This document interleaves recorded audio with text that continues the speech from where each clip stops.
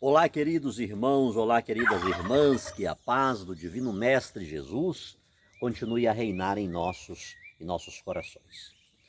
É sempre uma alegria poder chegar a você, meu irmão, minha irmã, com uma reflexão das coisas de Deus, daquilo que concerne o patrimônio de fé que a igreja traz para nós. Que a igreja traz para nós. Aquilo que conhecemos acerca de Deus está ligado à igreja.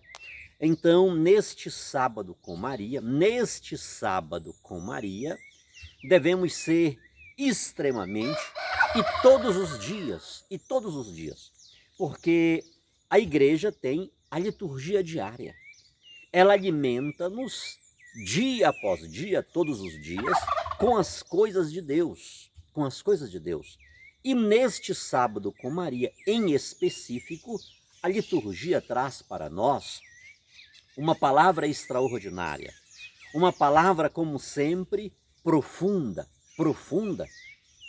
uma palavra edificadora, uma palavra transformadora, uma palavra que, se posta em prática, com toda certeza transformará a nossa vida, a nossa história. Nos dará um outro dinamismo, nos dará uma dinâmica consistente em relação ao nosso viver aqui, neste vale de lágrimas. Tão tenebroso, tão assustador, tão cruel. Sim, queridos irmãos, não é fácil. Não é fácil o nosso viver, o nosso existir. Não é fácil. A gente vive em um mundo de sobressalto, a gente vive em um mundo de tensão, a gente vive uma instabilidade, não temos certeza de nada. Mas a Igreja de Jesus Cristo, ela nos dá certeza. A Igreja, porque contemporânea daquele que veio dar rumo, direção, que veio dizer qual é o fim de todas as coisas, ela pode alimentar-nos dia após dia para que não sejamos pessoas instáveis, para que não sejamos pessoas ociosas, para que não sejamos pessoas acabrunhadas, pasmadas, amedrontadas, em um contexto que não exige outra coisa, senão o medo, senão o acabrunhamento, senão o pânico, senão a mediocridade. Por exemplo, quinta-feira, em cima do que estou dizendo, eu lembrei agora, de manhã, quando fomos saindo aqui o Projeto Maria Santíssima está a 200 metros da pista, né? A avenida que passa lá. Então tem um portão, 200 metros aqui. E 7 horas da manhã, nós fomos sair daqui, né? Um carro de polícia lá na frente, de um portão que desativamos, fizemos um outro portão, né? E por que aquele carro de polícia? 2 rapazes mortos, aqui no nosso portão, de onde eu estou, 200 metros lá. É uma passagem nossa, a gente não sai por ali porque tem um outro portão. Os 2 rapazes amarrados com a mão para trás, um com as mãos e pés amarrados, o outro só as mãos para trás. Uma execução, queridos, uma execução, vários tiros na cabeça. Você entende? Você compreende o que é que estamos vivendo, queridos?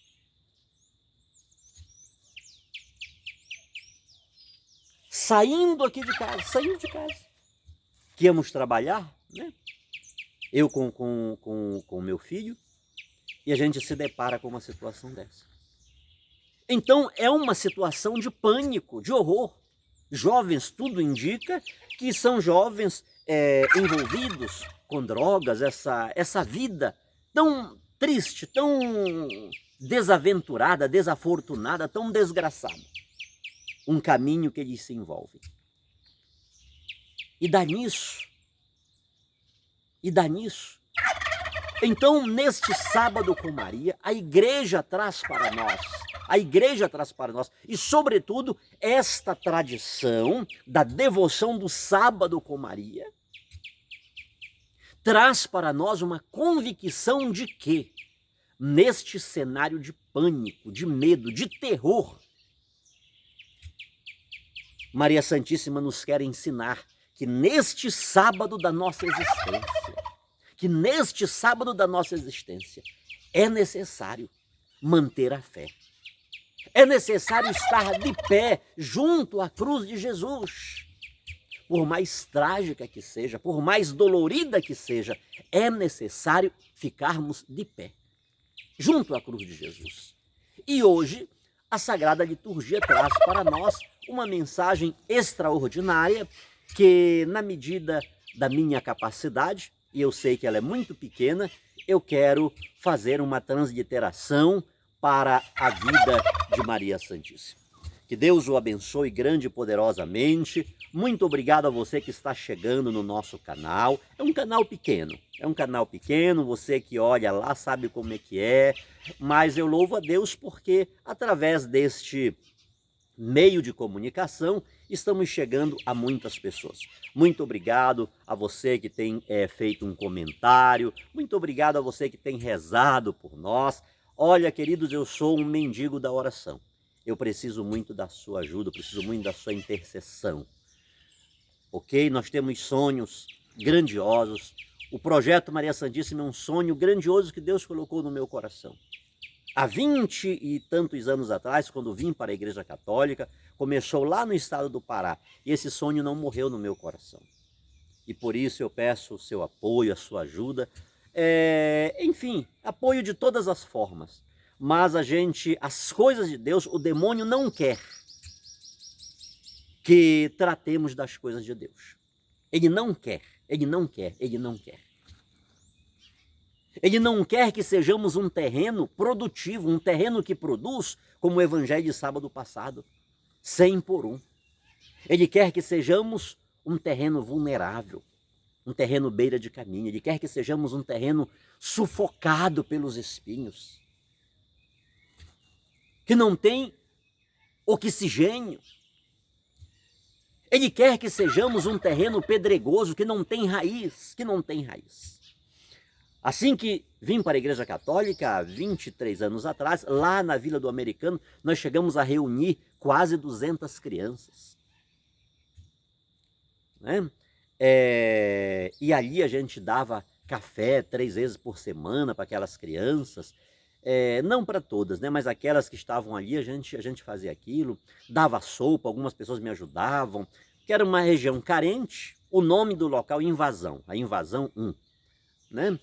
E aquilo hoje lá está uma cidade, virou uma cidade, certo? E vindo aqui a Volta Redonda, esse projeto continua no meu coração. Então por isso eu peço o seu apoio, peço as suas orações. É um sonho muito grande, mas a gente precisa fazer alguma coisa pelas nossas crianças. Que se não fizermos, o fim é esse, com o qual quinta-feira de manhã nos deparamos ali. É muito triste, queridos, é muito triste, é uma situação, é quase que inexplicável o que a gente sente, o impacto de ver o ser humano como uns bichos que se mata a paulada, a tiro, a facada, de qualquer jeito lá, e se joga lá. É muito cruel, né? É muito cruel. Por sinal, eu fiz uma música, eu sou prolixo demais, né? Vocês devem dizer, esse missionário é doido, é perturbado, que não sabe nem o que diz. É verdade. Mas falando nisso, eu lembrei de uma música que diz assim, que eu fiz, né? Caminhos que levam à morte, caminhos que fazem chorar, são neles que muitos dos nossos jovens têm escolhido para andar. Sair deles não é fácil, como é fácil para neles entrar. Somente a luz, que é Jesus, pode te fazer sair da escuridão. Jovem, muitos foram os jovens que pagaram para morrer. Jovem, mesmo sabendo de tudo isso, você vive assim por quê? Jovem, não se deixe levar por caminhos chamados de perdição.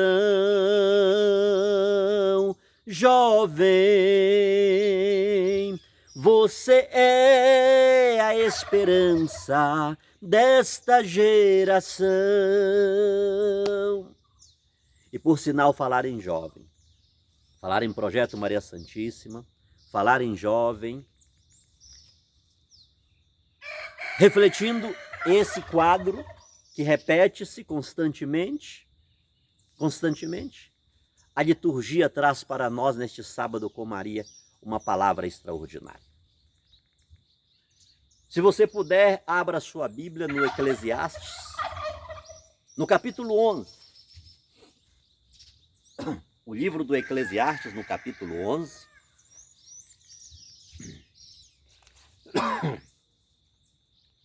Do 9 ao capítulo 12 e vai até o versículo 8. Que palavra tremenda, que palavra tremenda, essa palavra direcionada exatamente para você, jovem. Para você, ancião, que não perdeu a sua juventude, apesar dos cabelos brancos, apesar das marcas do tempo, mas você recusa-se a não mais ser jovem. Essa palavra é para nós, é para mim, que talvez aos 51 anos ainda não tenha vivido como um jovem.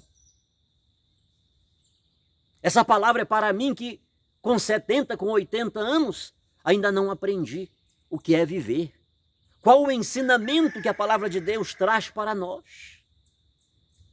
Então, dentro das nossas possibilidades, dentro daquilo que está ao nosso alcance, sejamos jovens. De alguma forma, tentemos recuperar o querer de Deus para nós. E se somos jovens, literalmente, na idade, estamos vivendo como uma pessoa caduca, uma pessoa que já está com 90 anos, que inclusive já perdeu a lucidez. Vamos lutar para recuperar aquilo que de fato somos. Vamos lutar para recuperar o querer de Deus para nós. Escuta. Alegra-te, jovem, na tua adolescência.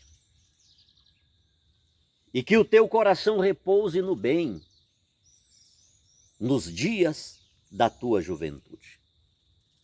Que o teu coração repouse no bem nos dias da tua juventude. Segue as aspirações do teu coração e os desejos dos teus olhos. Fica, porém, sabendo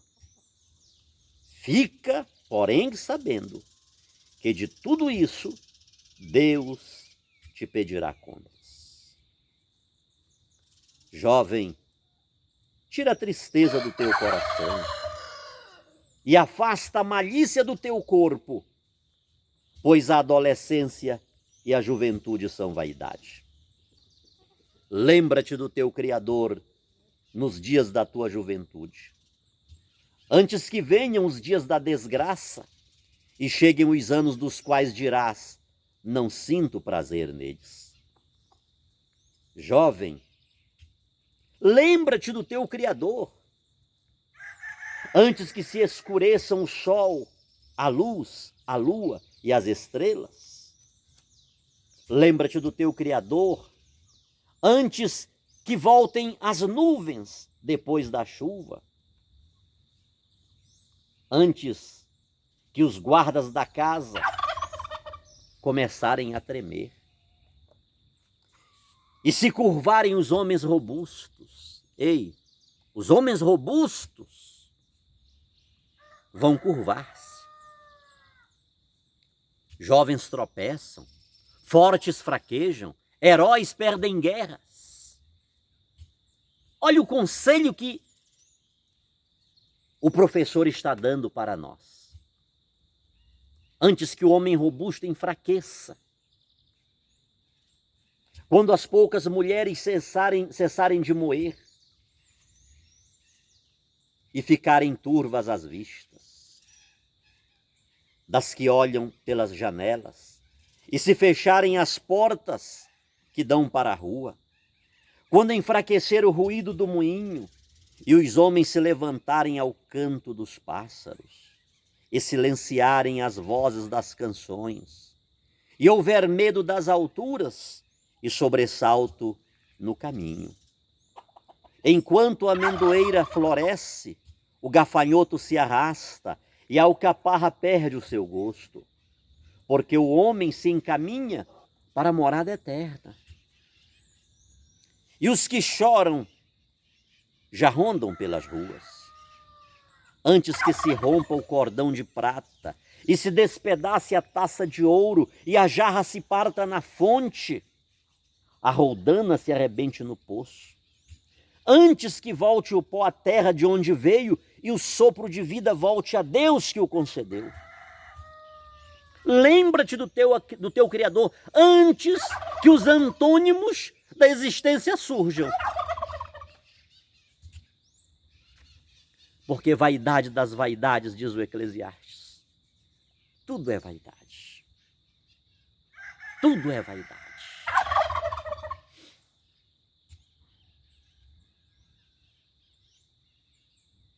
Antes que os paradoxos cheguem, e cheguem com força, lembra-te do teu Criador.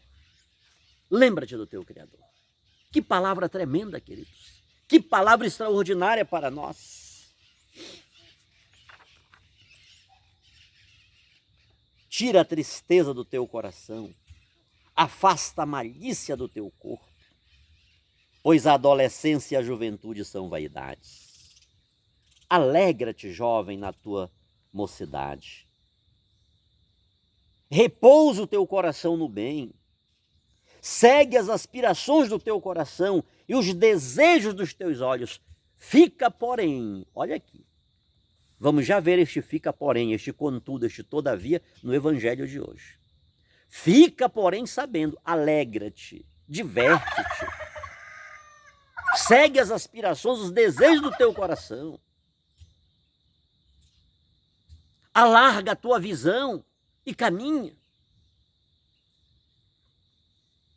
Fica, porém, sabendo que por tudo isso Deus te trará a juízo. Deus te trará a juízo. Ele vem saber que tipo de terreno foi o nosso. Uma hora ele vem prestar conta conosco.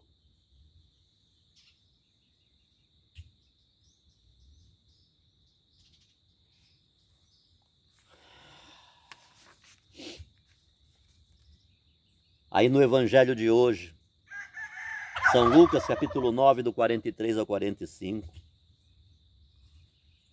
Naquele tempo, todos estavam admirados com todas as coisas que Jesus fazia.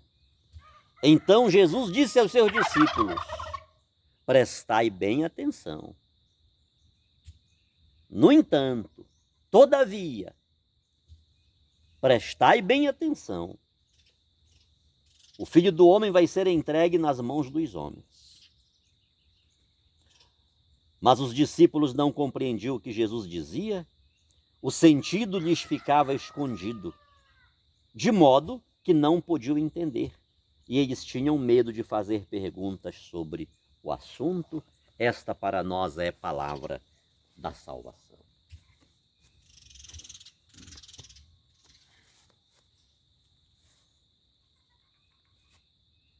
Queridos, por volta do 3º século antes de Cristo, apenas para contextualizar um pouco desta palavra, sobretudo desta primeira leitura, por volta do 3º século antes de Cristo, a Palestina era colônia do Império Grego, para quem obviamente, pagava pesados tributos. E não apenas o tributo econômico, o tributo escravo, o tributo da mão de obra, o tributo da opressão em amplos sentidos. O Império Grego pegava do meio do povo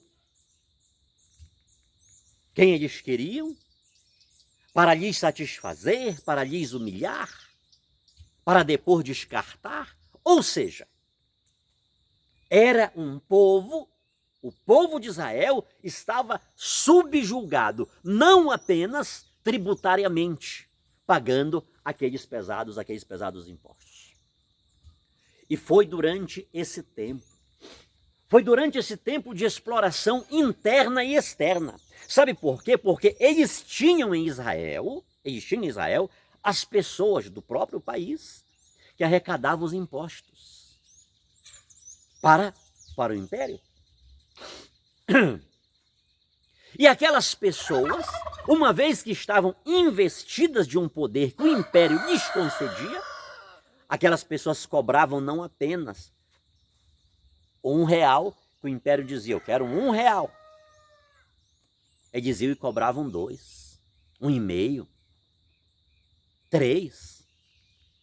Eles pagavam o que era devido ao império e ficavam com o restante. E eles começaram a se dar bem, eles começaram a construir, eles começaram a viver aquilo que Zaqueu vai falar anos depois para Jesus. Então é nesse período de exploração externa e também interna, porque os aproveitadores de plantão usaram aquela situação para locupletarem-se, para darem-se bem, para explorar o seu próprio povo. Para explorar o seu próprio povo é um pouco do quadro que a gente vive no nosso Brasil, o nosso quadro político, que as pessoas aproveitam-se da situação trágica, inclusive desta pandemia, que ceifou a vida de milhares de pessoas pela irresponsabilidade de autoridades que poderiam ter feito algo pelo povo, mas eles foram os primazes neste assassinato em massa.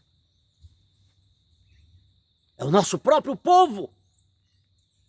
Aqueles que foram eleitos para nos defender, para nos representar. Então foi naquele contexto, queridos, de exploração, de opressão externa e interna. Foi exatamente naquele período que não deixava esperanças de futuro melhor. Foi nesse mundo sem horizontes que um pensador escreve o Eclesiastes. Obviamente, uma vez que esta literatura ela foi produzida no 3º século antes de Cristo, por volta do ano 250, qualquer que tenha sido o autor, não foi Salomão. Porque esta literatura ela vai surgir 700 anos depois de Salomão.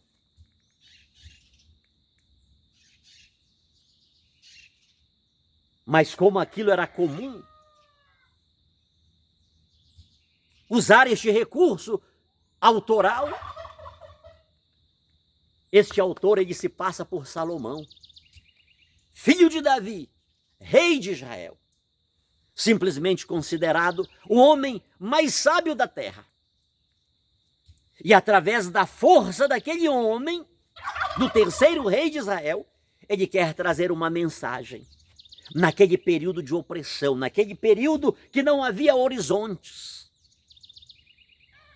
naquele período de escuridão, ele queria trazer uma mensagem, sobretudo, para os jovens israelitas. que não viam horizontes, que não viam a perspectiva de um futuro melhor. Seus pais que tanto lutaram, que tanto fizeram, estavam vivendo a humilhação. Estavam morrendo como pessoas derrotadas. Estavam morrendo como indigentes. E é naquele contexto de desorientação social, é naquele contexto de humilhação que este autor, ele escreve esta obra, a obra do Eclesiastes. E de certo modo, queridos, de certo modo, esse autor, ele vai contra a escatologia, que até então a tradição israelita pensava. Esse autor, ele desmonta um sistema social que tem como ideal o poder, o prazer, a riqueza, a qualquer custo. Esta palavra, neste sábado, esta liturgia deste sábado com Maria é atual, queridos. Porque o ser humano está buscando o prazer, a riqueza, a ostentação a qualquer custo. Ele não está se importando quem ele vai destruir, ele não está se importando quem ele vai aniquilar, quem ele vai matar, que escada ele vai construir, que degraus ele precisa subir para conquistar os seus interesses profanos, egoístas, para construir a sua mediocridade.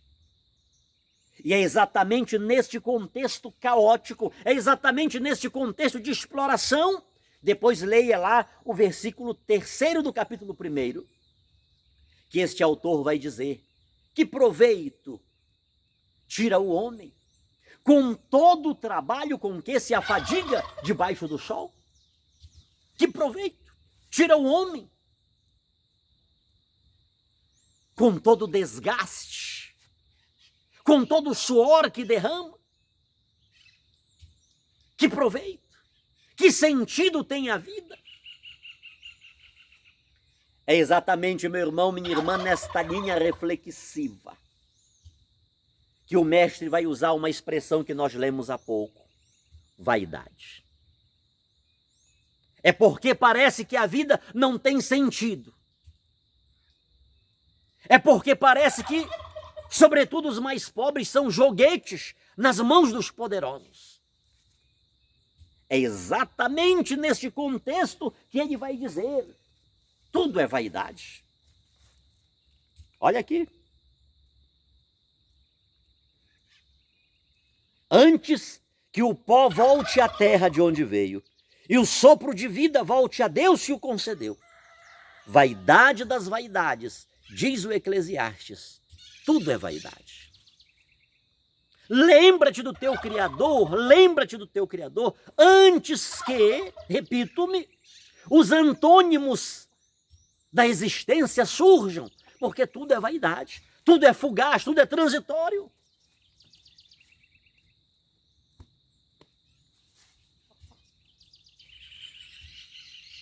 O que é vaidade? É inutilidade, é fugacidade, é vazio, é absurdo, é mediocridade.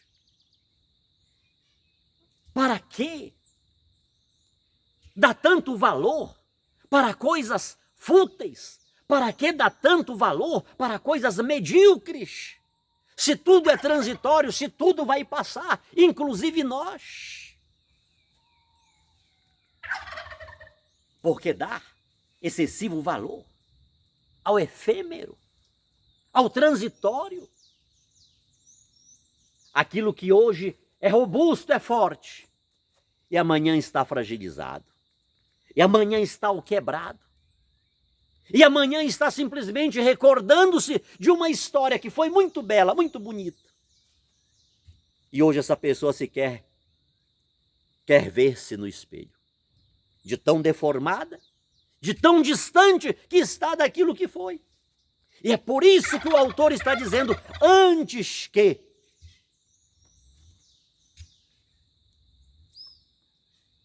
antes que você tenha vergonha de você. Antes que aqueles que te levarão ao cemitério cheguem. Antes que os robustos enfraqueçam, lembra-te do teu Criador. Compare o que aquele autor está dizendo 280 anos antes de Cristo.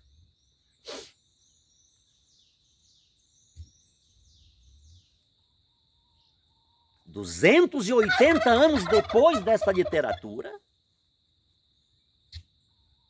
as pessoas estavam admiradas com o que Jesus fazia, com o que Jesus realizava. Estavam de queixo caído. Jesus disse: o Filho do Homem, prestai bem atenção, vocês que estão admirados com o que faço. E ele fez tudo perfeito, a obra de Deus é perfeita. Vocês que estão admirados com tudo o que faço, prestai bem atenção. No entanto, todavia, o Filho do Homem será entregue nas mãos dos homens. Em uma outra ocasião, as pessoas estavam admiradas com a construção do Templo de Jerusalém. Jesus disse: não ficará pedra sobre pedra que não seja derrubada. Queridos, hoje somos convidados a pensar, a refletir. Esta palavra é provocadora para todos nós.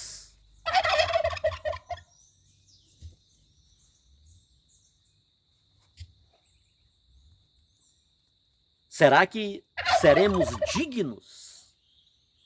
Será que seremos dignos de sobre o nosso túmulo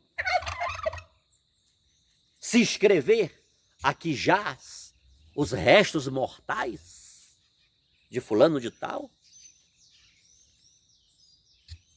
Que de fato morreu porque viveu. Só se morre em função da vida. Ou será que alguém lá escreverá: aqui jaz os restos mortais de alguém que morreu antes de ter vivido? É paradoxal. Não dá nem para se dizer por que não viveu, queridos. Porque não aproveitou a sua juventude. Porque não aproveitou a sua mocidade. Porque não foi alegre. Porque não alargou a sua visão. Porque foi uma pessoa medíocre. Porque foi uma pessoa que não soube viver com responsabilidade. Porque foi uma pessoa que pensou que tinha todo o tempo, que tinha eternidade, para ser uma pessoa fútil, banal, para ser uma pessoa medíocre.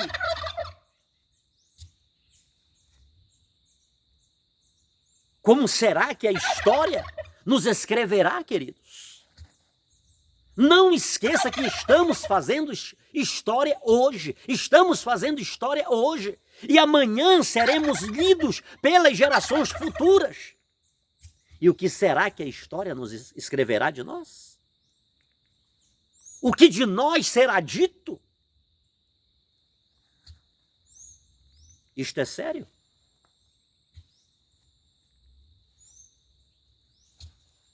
Pode ser que não tenhamos vivido quantitativamente. A vida não vale pelo tempo, pela quantidade de anos que vivemos, mas pela qualidade com que vivemos. Pela qualidade com que vivemos. Para que viver 50, 60, 70, 80, 150 anos? Viver uma vida de futilidade, uma vida sem horizonte, uma vida sem sonho, uma vida de mesquinhez, uma vida sem alegria. Quantas pessoas, queridos, quantas pessoas que não sabem o que é alegria. Não sabem o que é alegria pessoal, não sabem o que é alegria familiar, não sabem o que é alegria comunitária, não sabem o que é alegria social, nacional. Não sabe. E a palavra de Deus está dizendo para nós: jovem, alegra-te, afasta a tristeza do teu coração. Esta palavra serve para mim, serve para você, que já saímos daquela juventude, que compreendemos ser juventude. Mas a gente não viveu. Já estamos na casa dos 50, dos 60 e não sabemos o que é alegria. Alegra-te. Tira do teu rosto essa melancolia, esse fracasso, essa expressão de derrota. Transmite para a sociedade alegria. O mundo está precisando de alegria. Não é à toa que o anjo, ao chegar com Maria, disse: alegra-te, cheia de graça. Alegra-te. O nascimento de Jesus, a ressurreição de Cristo, traz para nós alegria. Um novo dia, queridos. É isso que a palavra está dizendo para nós. Alegra-te, jovem, porque Jesus ressuscitou, nasceu um novo dia. A encarnação de Jesus trouxe um novo tempo para a história da humanidade. Alegra-te, jovem, alegra-te, ancião, porque Jesus ressuscitou.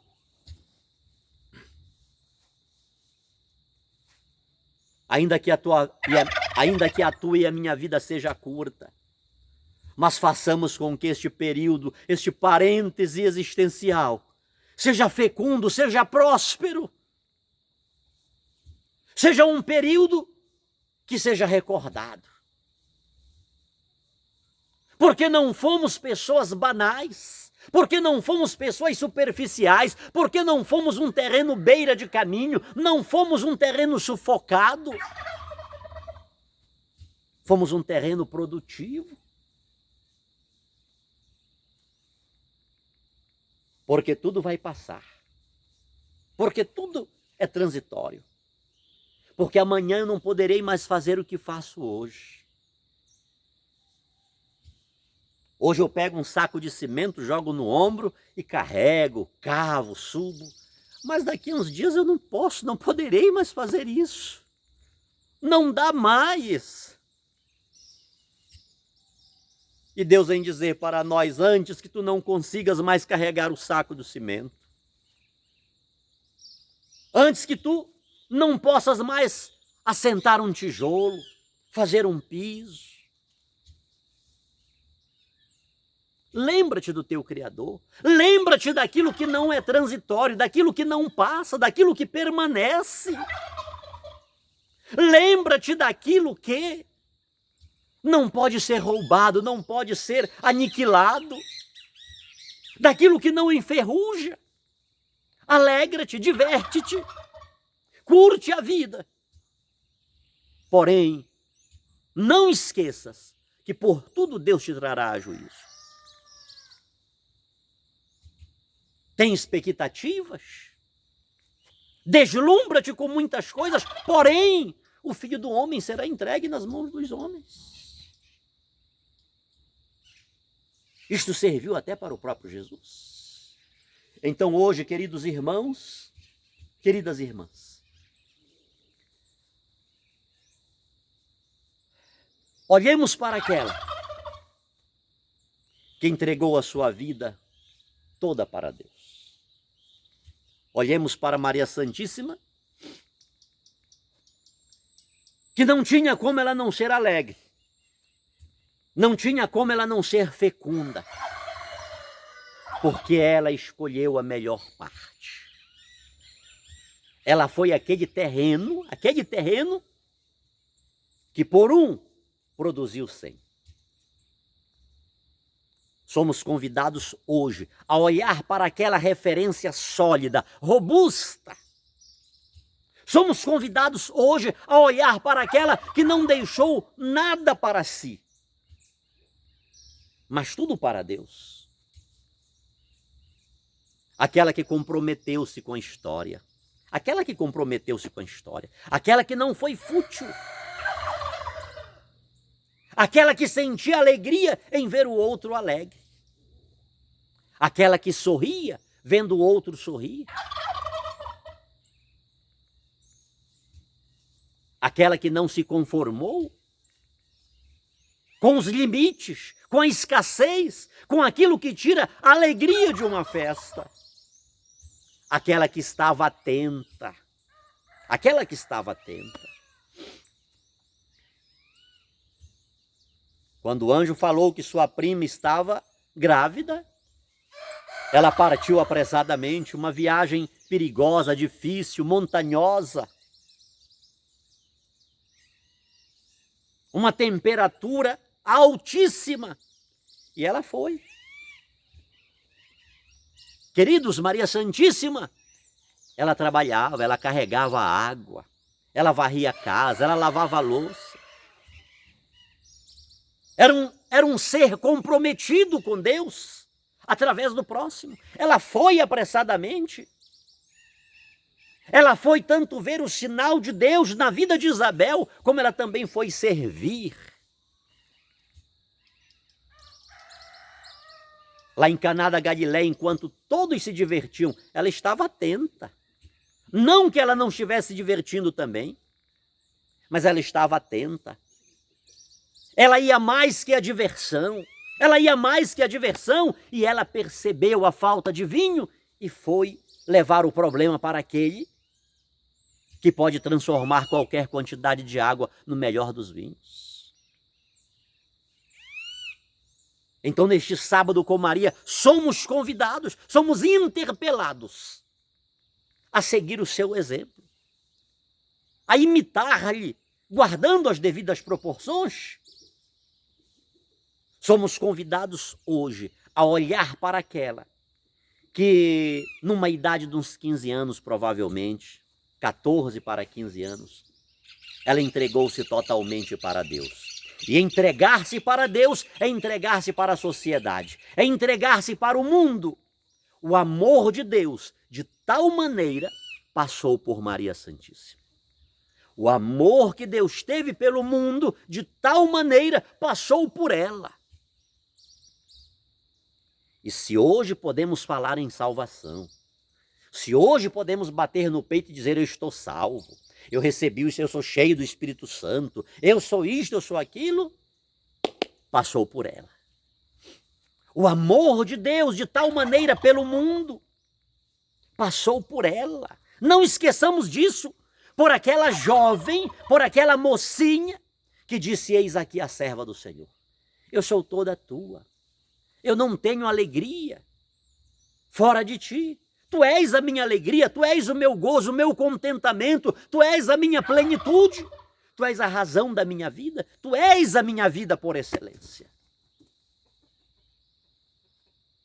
Jovem, alegra-te, aproveita. Nós estamos esperando por você. Nós já estamos entrando na reserva. Apesar que eu não quero entrar na reserva como velho, não. Eu quero entrar na reserva como jovem. Se Deus me der a graça de chegar aos 80, aos 90 anos com lucidez, eu quero estar atentando os outros, perturbando os outros, fazendo as pessoas rir. E quero rir também.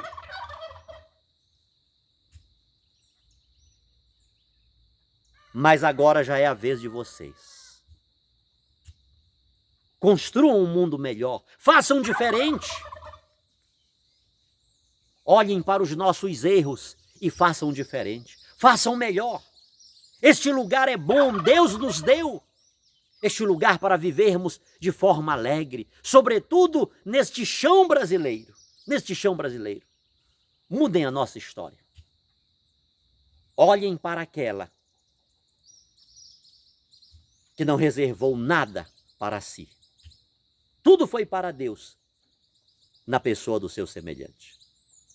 Que desça sobre todos nós hoje e sempre a bênção deste Deus Todo-Poderoso, esse Deus que é Pai, Filho e Espírito Santo. Amém. Amém.